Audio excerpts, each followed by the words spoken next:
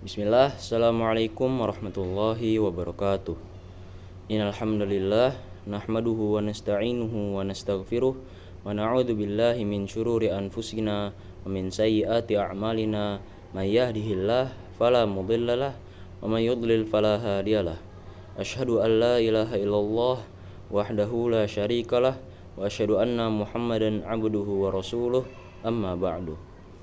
Perkenalkan, nama saya Abdurrahman Hisham dengan NIM 2510101047. Pada kesempatan ini, saya akan memaparkan materi ulumul Quran yang mencakup 4 pokok pembahasan, yaitu pengertian Al-Quran, pembagian Al-Quran menjadi Makkiyah dan Madaniyah, asbabun al-nuzul, serta peranan Al-Quran dalam kehidupan. Pembahasan pertama adalah pengertian Al-Quran. Secara bahasa, Al-Quran berasal dari kata qara'a yang berarti membaca. Bentuk masdarnya adalah Qur'anan yang berarti bacaan, sesuai dengan firman Allah dalam surat Al-Qiyamah ayat 17 dan 18. Adapun secara istilah, Al-Quran didefinisikan sebagai kalamullah al-munazzalu ala Muhammadin sallallahu alaihi wasallam biwasitati Jibrila bil lughatil arabiyyah al-manqulu bitawattur al-maktubu fil masahifi al-muta'abbadu bitilawati.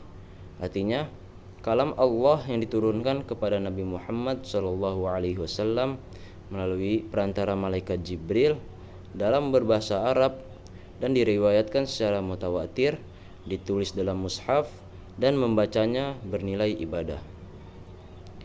Dari definisi ini terdapat beberapa unsur penting. Pertama, Al-Quran adalah kalam Allah, bukan perkataan manusia maupun malaikat.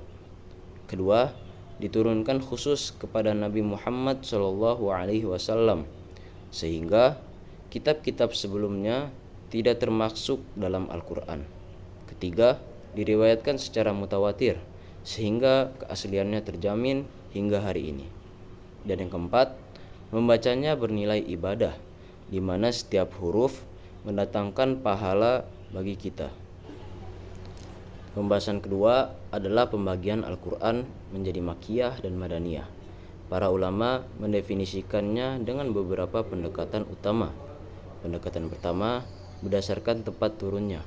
Makkiyah adalah ayat yang turun di Mekkah dan Madaniyah adalah ayat yang turun di Madinah. Namun, pendekatan ini memiliki kelemahan karena terdapat beberapa ayat yang turun bukan di kedua kota tersebut, seperti ayat yang turun di Tabuk dan Hudaybiyah. Pendekatan yang kedua berdasarkan waktu turunnya, yang merupakan pendekatan paling kuat dan paling banyak dipegang oleh para ulama. Seperti mana definisinya? Al-Makkiyu ma nazala qabla al-hijrah wal Madaniyu ma nazala ba'da al-hijrah. Artinya, Makkiyah adalah ayat yang turun sebelum hijrah dan Madaniyah adalah ayat yang turun setelah hijrah. Pendekatan ini dianggap paling komprehensif karena mencakup seluruh ayat Al-Quran tanpa terkecuali, termaksud ayat yang turun di luar Mekkah maupun Madinah. Karakteristik Makkiyah antara lain sebagai berikut. Pertama, berfokus pada penguatan akidah dan tauhid, karena sasaran dakwahnya adalah kaum musyrikin Mekkah. Kedua, ayat-ayatnya umumnya pendek dan tegas, mencerminkan kondisi dakwah yang penuh tekanan. Ketiga, banyak mengandung kisah para nabi dan umat-umat terdahulu sebagai penguat semangat nabi dan para sahabat. Keempat, terdapat ayat-ayat sejadah. Kelima, diawali dengan huruf-huruf muqatta'ah seperti Yasin, Alif Lam Mim, dan Hamim, yang merupakan salah satu bentuk mukjizat Al-Quran. Dan keenam, banyak mengandung bantahan terhadap praktik kemusyrikan dan penyembahan berhala. Adapun karakteristik Madaniyah antara lain sebagai berikut. Pertama, berfokus pada penetapan hukum-hukum syariat, karena masyarakat muslim sudah terbentuk dan membutuhkan panduan hukum yang lengkap. Kedua, ayat-ayatnya umumnya lebih panjang dan terperinci. Ketiga, membahas hubungan dengan ahlul kitab, yakni kaum Yahudi dan Nasrani. Keempat, mengungkap dan membantah perilaku kaum munafik yang mulai muncul pada periode Madinah. Kelima, membuat ketentuan mengenai jihad beserta hukum-hukumnya. Keenam, menggunakan seruan ya ayyuhalladzina amanu karena komunitas muslim sudah terbentuk dan membutuhkan pembinaan lebih lanjut. Pembahasan ketiga adalah asbabun nuzul. Secara bahasa, asbab adalah bentuk jamak dari sabab, yang berarti sebab, dan an-nuzul berarti turun. Secara istilah, asbabun nuzul adalah peristiwa, kejadian, atau pertanyaan yang menjadi latar belakang turunnya satu atau beberapa ayat Al-Quran sebagai respon Allah terhadap hal tersebut. Perlu dipahami bahwa tidak semua ayat Al-Quran memiliki asbabun nuzul. Sebagian besar ayat turun secara ibtidai, yaitu tanpa sebab tertentu, melainkan sebagai inisiatif Allah untuk memberikan petunjuk dan hukum kepada umat manusia.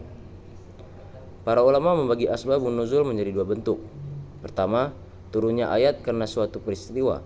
Contohnya, ayat yang turun setelah perselisihan para sahabat mengenai harta rampasan perang Badar, yang kemudian dijawab oleh Allah Subhanahu wa taala dalam surat Al-Anfal ayat 1. Kedua, turunnya ayat karena suatu pertanyaan, baik dari sahabat maupun dari kalangan non-muslim. Adapun urgensi mempelajari asbabun nuzul ada 3. Pertama, membantu memahami makna ayat secara tepat dan tidak keliru. Kedua, membantu dalam penetapan hukum Islam secara benar. Ketiga, mempermudah penghafalan dan pemahaman Al-Quran karena seorang mengetahui konteks historis turunnya suatu ayat. Pembahasan keempat adalah peranan Al-Quran dalam kehidupan manusia. Pertama, Al-Quran sebagai petunjuk hidup.